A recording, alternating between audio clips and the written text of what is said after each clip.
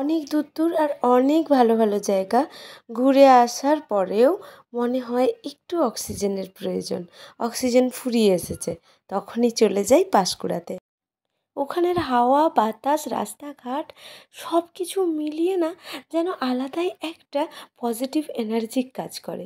আমার খুব ভালো লাগে, হয়তো জন্মস্থান বলেই আমার ভালো লাগে ওই মাটির বাড়িটা, ভালো লাগে ওই পুকুরটা, ভালো লাগে সব কিছু। প্রত্যেকটা মানুষের সাথে দেখা হয়েই মনটা ভালো লাগে। আর কি জানো তো, আর ছর্দি ভাইয়ের সাথে দেখা করে অনেক মনের গল্প করে খুব খুব খুব ভালো লাগে।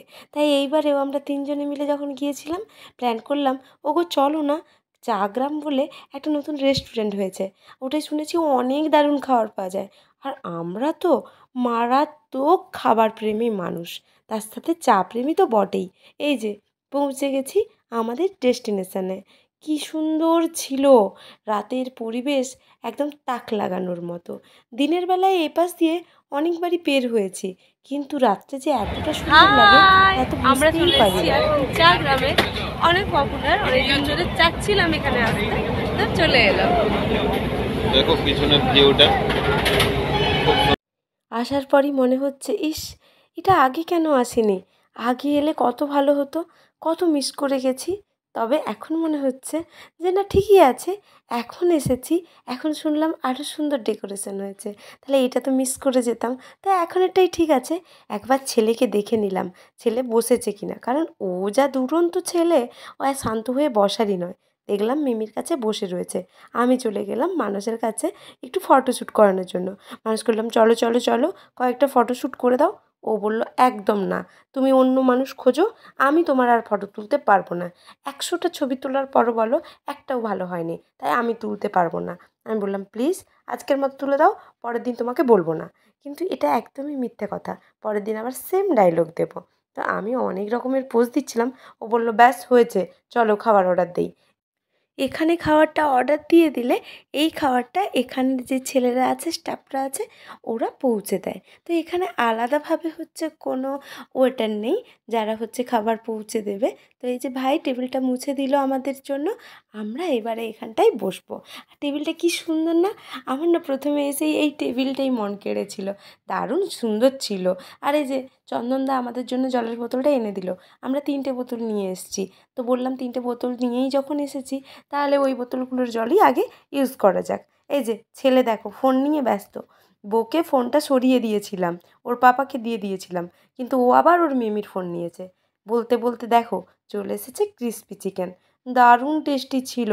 আমি এখন ভয়েস কভার দিচ্ছি না, এখনই মনে হচ্ছে আবার খাবো, কিন্তু বলো এখানে তো পাবো না, আবার আমাকে যেতে হবে ওই মেছেদার চা গ্রামে।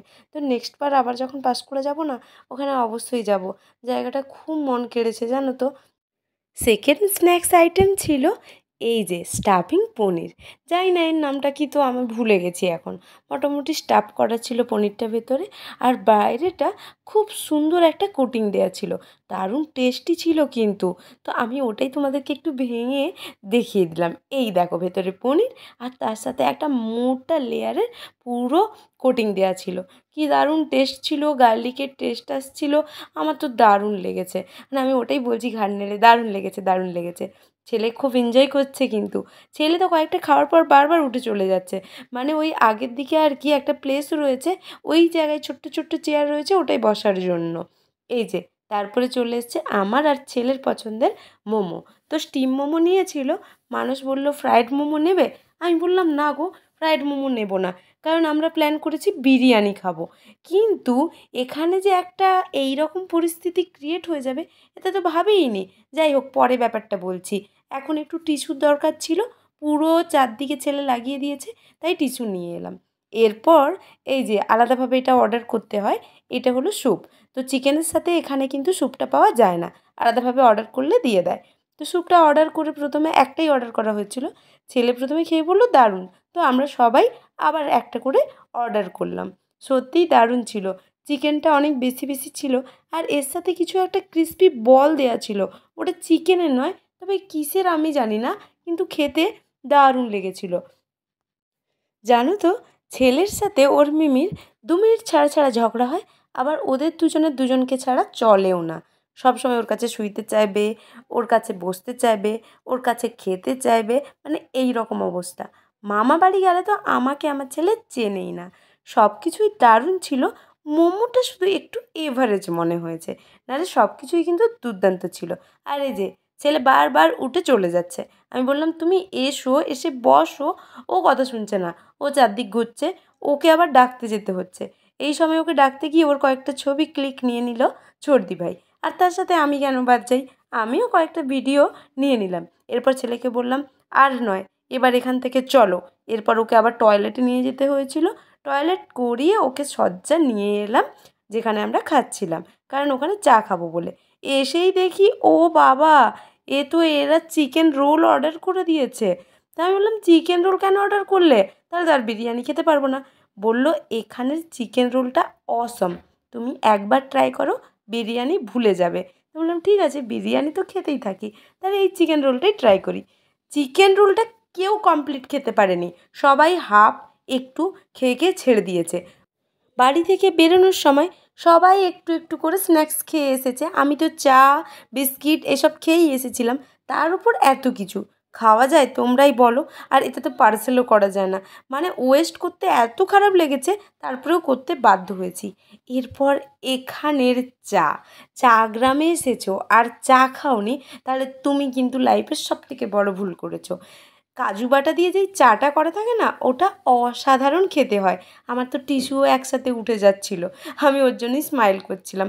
এরপর ভালো করে চায়ের কাপটা উঠালাম, আর ফার্স্ট সিপ নেওয়ার পর মনে হলো আমি হেভেনে পৌঁছে গেছি, এতটাই টেস্টি ছিল, দারুণ লেগেছে।